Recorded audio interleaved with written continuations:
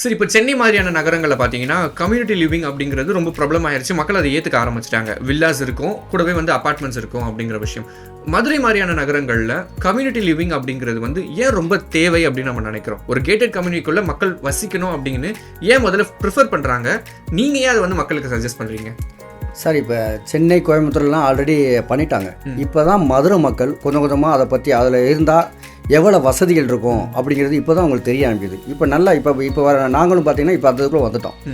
இப்போ அந்த மக்கள் அதை விரும்பி ரொம்ப லைக் பண்ணுறாங்க. ஏன்னா பார்த்தீங்கன்னா 24 hours செக்யூரிட்டி வந்துடுது.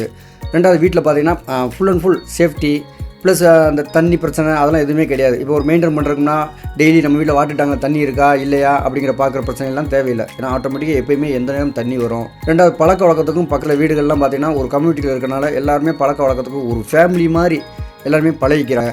ஒரு ஃபங்க்ஷன்னாலும் எல்லா பேரும் சேர்ந்து உட்காந்து கெட் டுகெதர் அந்த மாதிரிலாம் அதுக்குள்ளே ஒரு அப்பார்ட்மெண்ட் சைடுக்குள்ளே இருந்து பழகிட்டாங்கன்னா கண்டிப்பாக அவங்க அதை தான் விரும்புவாங்க.